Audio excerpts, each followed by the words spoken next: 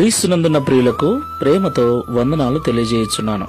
June నెల 23వ తేదీ 2024. ఈరోజు దేవుడు మనకు చేస్తున్న వాగ్దానం ఏమిటనగా, కీర్తనల గ్రంథము 97వ కీర్తన 11వ చరణం. నీతిమంతుల కొరకు వెలుగును, యథార్థ హృదయుల కొరకు ఆనందమును విత్తబడి ఉన్నవి. ఆమెన్.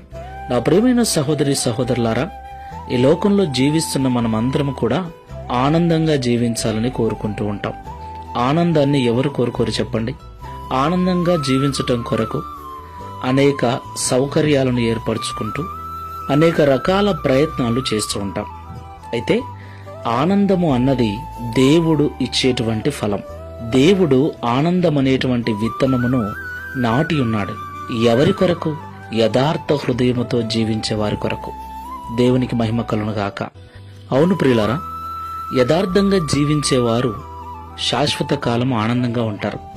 అయితే చాలా మంది క్షణికమైన ఆనందం కొరకు ప్రతి చిన్న విషయానికి అబద్ధాలాడుతూ, మోసాలు చేస్తూ, అన్యాయాలు అక్రమాలు చేస్తూ జీవిస్తూ ఉన్నారు. వాటి ద్వారా వచ్చేటువంటి ఆనందమే నిజమైనదని అనుకుంటూ ఉన్నారు. అయితే చివరికి వారి జీవితం పతనమైపోయి భయంకరమైనటువంటి చీకటితో, భయంకరమైన దుఃఖముతో నిండుకొని ఉంటుంది. అయితే ఈ లోకంలో ఎవరైతే యథార్థ హృదయులై సత్యమైన జీవితాన్ని, నిజమైన జీవితాన్ని జీవిస్తూ ఉంటారో వారి కొరకు ఆనందం అనే విత్తనాన్ని దేవుడు నాటి ఉన్నాడు. మనం ఎంత కాలం యథార్థంగా జీవిస్తామో ఆ విత్తనము మొలకెత్తి మనలను, మన కుటుంబాలను, మన సంఘాలను అంత ఆనందముతో నింపుతుంది. దేవునికి మహిమ కలుగును గాక. అంత మాత్రమే కాదు ప్రియులారా, మనము నీతిమంతులముగా జీవించినట్లయితే ఈ లోకంలో ఉన్నటువంటి చీకటి శక్తుల ప్రభావము మన మీద పడకుండా నిత్య వెలుగుతో దేవుడు మనల్ని నింపుతాడు. తీర్మానం చేసుకుని ప్రార్థన చేసుకుందాం. జీవాధిపతివైన యేసయ్య, సర్వాధికారి, మీకు స్తోత్రాలు.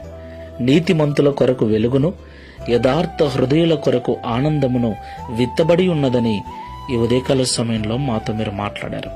అవునయ్యా, వెలుగులో జీవించాలని, పచ్చగా జీవించాలని, ఆనందముతో జీవించాలని మేమందరము కోరుకుంటున్నాం.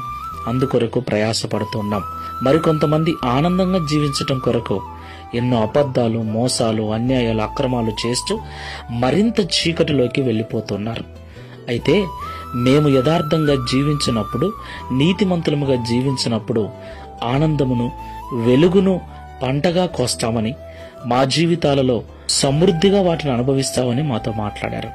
ఈ ప్రార్థనలో ఏకీవిస్తున్న మేమందరము కూడా నీతిమంతులుగా జీవిస్తూ, యథార్థ హృదయులమై లోకంలో జీవిస్తూ, కావలసినటువంటి మంచి జీవితాన్ని అనుభవిస్తూ ఎల్లవేళలా నీయందు ఆనందించినట్లు సహాయము చేయమని, తద్వారా ఈ దిన వాగ్దానము మా అందరి జీవితంలో నెరవేర్చమని యేసు నామములో ప్రార్థిస్తున్నాము తండ్రి. Amen. Praise the lord. God bless you.